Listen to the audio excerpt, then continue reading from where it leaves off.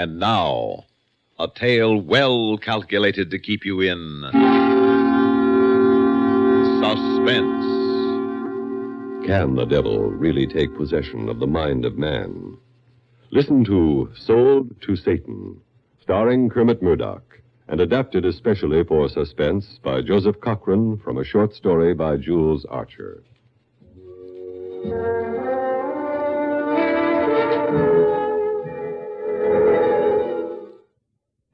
Just for the record, I'm not Frank Wineglass, president of the Figurette firm.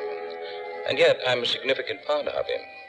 I'm sure Frank's dimly conscious of me, for he wrote in his diary, "I believe every man must carry a personal Satan caged deep within himself. A subtle, compelling force that suggests mad ideas, wrong ideas, irresistible ideas." That's Frank's estimate of me. On my own behalf, I'd say I'm keener than Frank in understanding what is inevitable and telling him so at once. And I do have my mischievous comic side, as Frank discovered that evening at the exclusive Hampton Club, where the members for the most part believe that silence is golden. Confound it, man. Must you make so much noise with that ice? Oh, sorry, Colonel Dover. All right. Frank wasn't a bit sorry, and I got the message. I waited and let Frank remind himself that Colonel Dover had the annoying habit of glaring over the top of his newspaper at anyone who made the slightest sound. At the right moment, I made my move.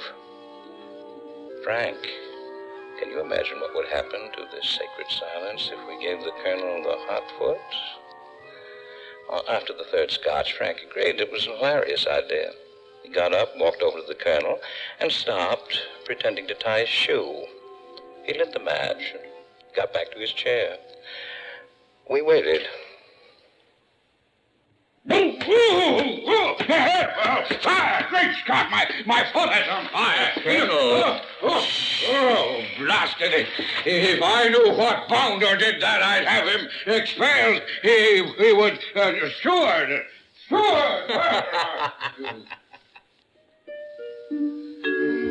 As I said, I grasped the inevitable, and what I suggested a few days later met with flat refusal, even to listen. But I knew he'd come round. Then, too, I had the lever to pry Frank away from his deepest fears and inhibitions and commit even murder. The lever was Diane Rodell, model for Figurette. She came into the office of Harry Feeney as Frank's partner one morning after they'd had a night on the town. Hello, honey boy. Oh, hello, Diane. Feeling low, honey boy. Don't call me that. Why, honey boy, last night you No, said I that mean around the office. Frank might hear you. Even if I nestle up close and whisper it like this. Honey boy. No matter what happened last night, these are business hours. That's why I'm here. Some other time, huh? I can't think. My head is... But my bill collector, he's such a nasty man. And when I say some other time, he says no, sister, right now or else. Harry, you don't want him to talk to me like that, now do you? Oh. Well, here's $200. And for the love of Mike, don't... Ah, thank you, honey boy. And from now on, this'll be my week's salary. What do you mean? Your salary's $100 a week. Oh, it was. Now it's 200. And I want a 10-year contract. What? Now, see here, Diane, you can't put the bite on me. No, I absolutely no. Don't get impulsive, honey boy, or I'll show these photographs to Mrs. Feeney. Oh, Diane, this is blackmail. No, honey boy, you know I'm the best model Figurette ever had. I'm worth $200. Yeah, sure. I know you're a good model, the best. But there's Frank. He's my You partner. also have a partnership with Mrs. Feeney. Now, what's she going to say about these photographs? All right. Give me the photos. Say nothing about this, and I'll adjust your salary. We'll call it a cost of living increase. And because you're so valuable to the firm, that is, you'll be sewed up with a long-term contract. How's that? Why, honey boy, that's what I came to ask. I'm so glad you thought of it first.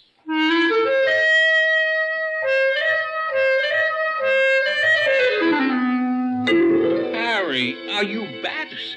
$200 a week. And a 10-year contract. But why? Has she got something on you? Take a look at these photos. She hinted that Agnes might like to see them. No doubt she would. Well, it's your funeral. And then it's all right? We give her the 200? You pay the extra 100. Firm isn't paying for your night clubbing with Diane, with pictures. All right, Frank. Don't get mad now. Did you get the negatives? Well, no. You see, Diane's got them in a vault. She says they're her contract insurance. Harry, you're a fool. We didn't need your wife's money to expand the firm. I'd call the police, have her arrested for extortion.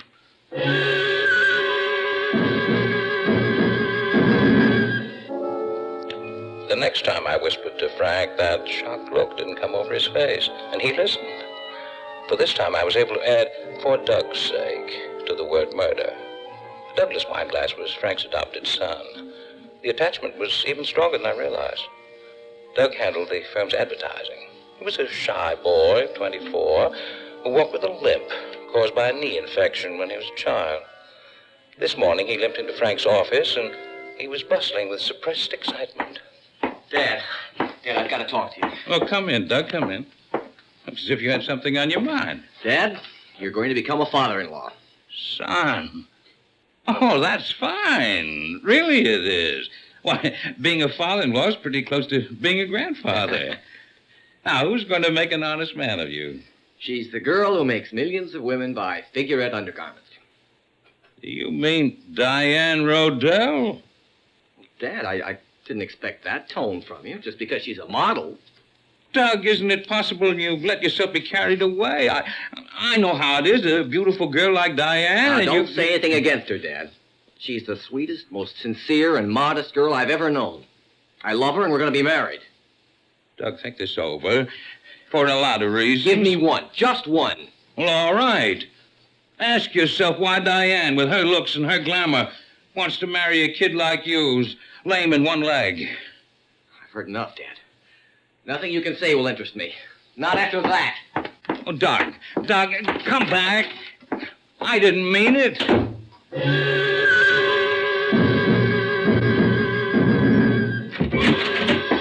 Fine mess you got me into. What's the trouble, Frank? Doug just told me he's going to marry Diane. Yes, I know. Sweetest, most decent girl he ever knew. Frank, you didn't tell him about... No, because it wouldn't do any good. The only way I can convince him is with those photos. Let me have them. I burned them. Well, then you've got to tell Doug. I can't. Diane's way ahead of you. What do you mean? She phoned and said if I ever told Doug anything to hurt her chances, she'd send the photos to my wife in the next mail. Frank, Agnes would throw me out. And if she did, I wouldn't have a dime. What a partner you turned out to be.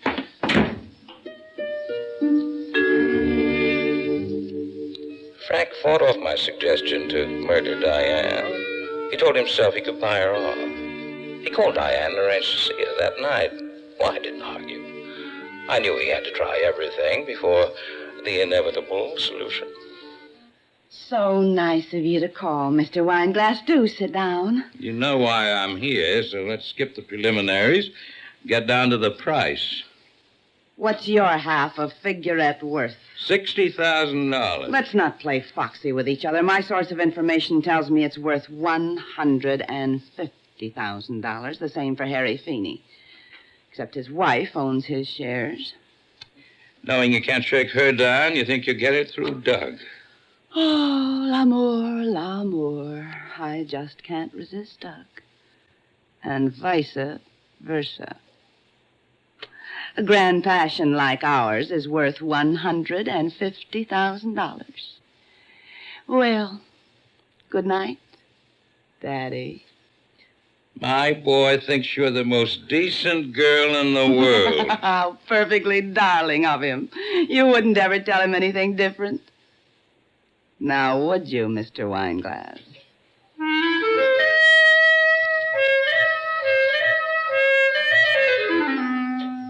All right, Frank. You've tried everything, but there's no other way. With careful planning, I think we can open Doug's eyes and work it so Harry Feeney would take the rap. He's around your neck. You despise him. You could kill two birds with one stone. What do you say, Frank? I kept him tossing all night with the details. The first step, of course, was to undo the harm with Doug. Well, that was taken care of first thing in the morning. You wanted to see me? If it's about Diane, you may as well save your breath. Doug, I'd appreciate it a lot if you'd forget what I said yesterday. I behaved like an old fool.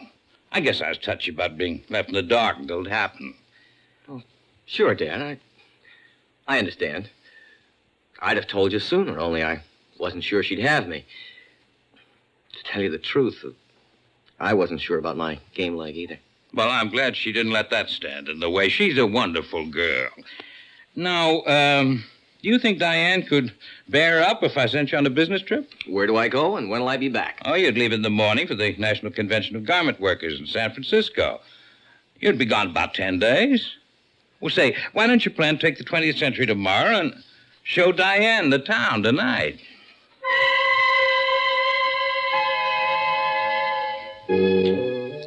Step number one was easy. Doug softened up and out of town for 10 days. Diane out of her apartment for the night. Step number two consists of your alibi, Frank. We'd better put it through a test run. And at the same time, set up the motive for the forthcoming trial of the People versus Harry Feeney, your partner. Everything hinged on the timing. So promptly at 9:02, we were at the Hampton Club. Colonel Dover's face was buried in the newspaper, as usual.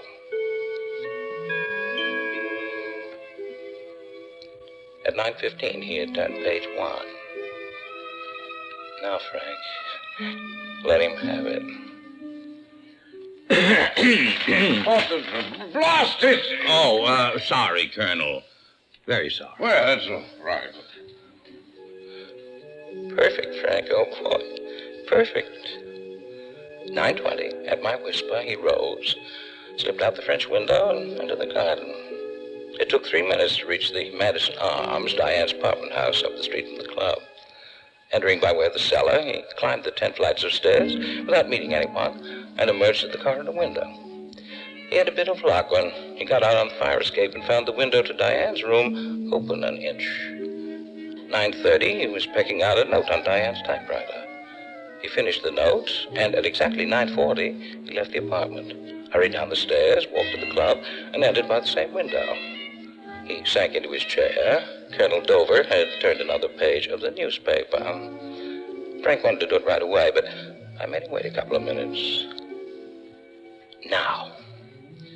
Now, confound it, sir. Must you clear that infernal throat every 2 minutes? Oh, sorry. Terribly sorry, Colonel. Well, glass of peaceably. The run-through was perfect. Frank was elated. I told him the plan was foolproof. Frank, the only thing that can trip you up is nerves. So now, relax, get some sleep. I reminded him to mail the letter he had typed on Diane's stationery. The reaction to that didn't take long. Oh, Frank, listen, what am I going to do?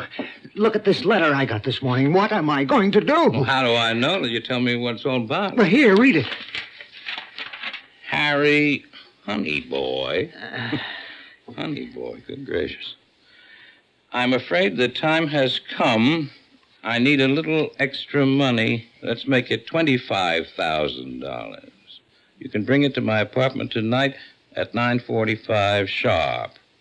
Don't telephone any excuses, or I'll stroll down to the mailbox. $25,000. She writes as if it were petty cash. P.S. Bring it all in cash, please. I can't raise $2,500, let alone what she's asking.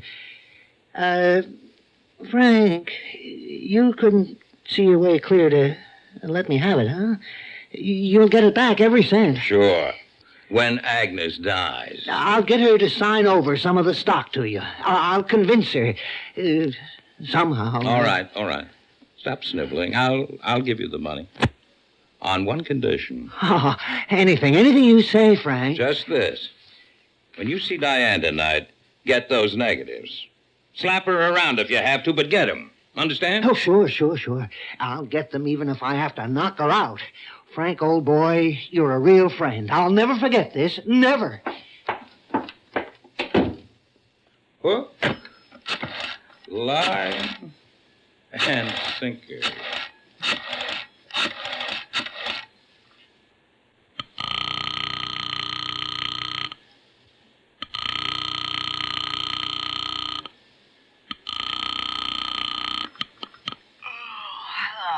Hello, Diane. Frank Wineglass. Well, do you have to get a girl out of bed so early in the morning? I'm calling for Harry.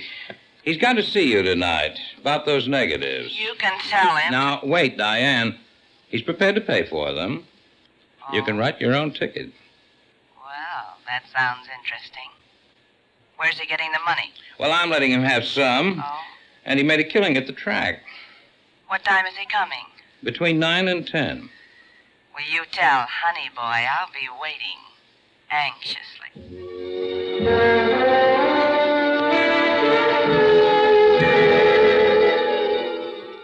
Frank was on edge, so I made him wait in the club a full 5 minutes more. He felt his pocket for the murder weapon, one of Harry's scarves taken from the office hall tree. According to schedule, it would be wrapped around Diane's beautiful neck at 9:37. Frank slipped out by way of the French window and made his way to Diane's apartment. No need to climb the steps this time. She was anxiously waiting for her honey boy. Come right on. Oh, it's you. I thought Harry was coming. Well, you know how Agnes is. He couldn't get away. So he sent me with the money. How much?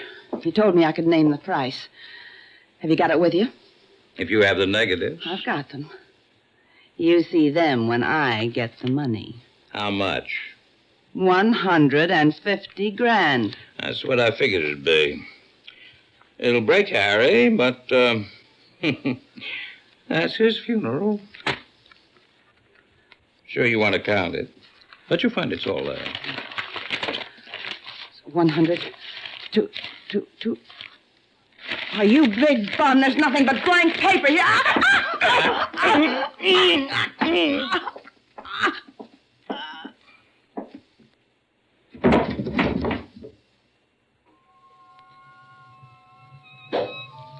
Frank found the negatives right next to her heart.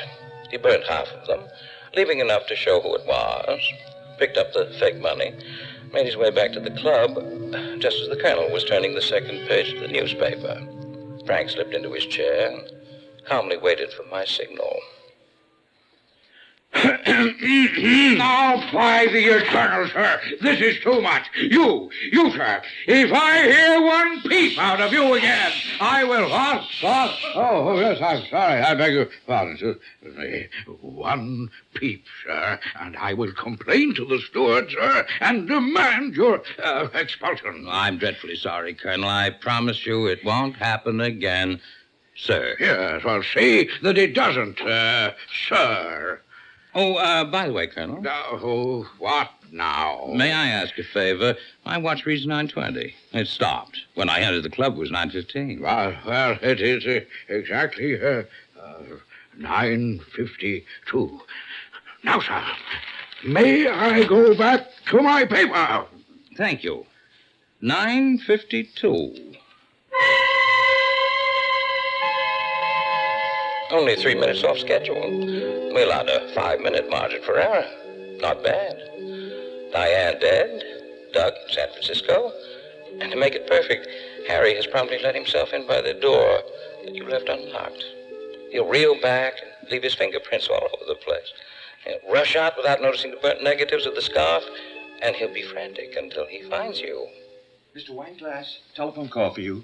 I'll plug it in. Oh, thank you. Hello? Frank, I've been trying to get you all evening. I'm in an awful mess. You've got to help me. Oh, what's the matter?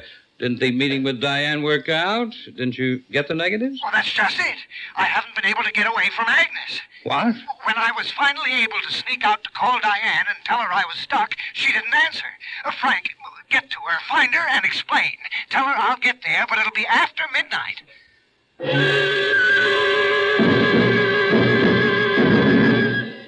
I saw Frank go white. If Harry was home until after midnight, they couldn't pin the murder on him. I called on Frank to be calm, reminded him that if they couldn't pin it on Harry, they couldn't pin it on him either. Besides, the main purpose had been accomplished. Diane wouldn't marry Doug. I told him to go home, get some sleep. Early in the morning, he was wakened by the doorbell ringing.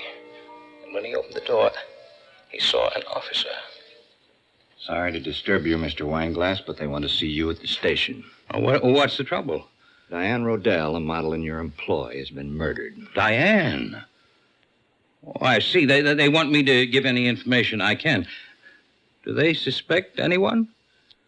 Hate to be the one to tell you, but they're holding Douglas Wineglass. Oh, that's impossible. He's in San Francisco. He was to take a train, but stayed in the city until the last minute and decided to take a plane. He phoned the police from her apartment. We found him holding some burnt negatives. He didn't deny the murder. He just kept saying he didn't want to live any longer. Get me down to the station as fast as you can. Well, I'll clear this up in no time. All right, the car's waiting. I whispered, Frank, don't be a fool. The boy doesn't mean that much to you. He didn't even hear me. Maybe I didn't know the real Frank Wineglass after all. Maybe Frank was willing to pay with his life just to prove me wrong for once. So long, Frank. I won't be taking this trip with you. You double-crossed me at the last.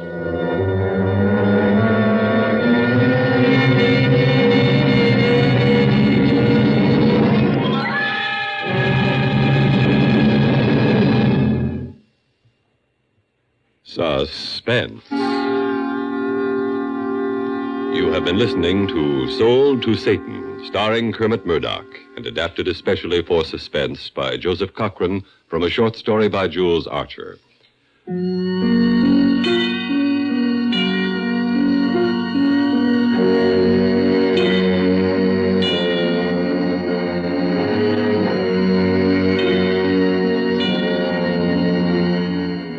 Suspense is produced and directed by Bruno Zerato, Jr., musical supervision by Ethel Huber. Heard in tonight's story were Elizabeth Lawrence as Diane Rodell, Robert Dryden as Harry Feeney, Ian Martin as Colonel Dover, Richard Holland as Douglas Wineglass, and Dick Hamilton as the police officer. Listen again next week when we return with The Juvenile Rebellion, written by Robert Sanadella. Another tale well calculated to keep you in suspense. CBS newsmen everywhere report in depth and detail on this station of the CBS Radio Network.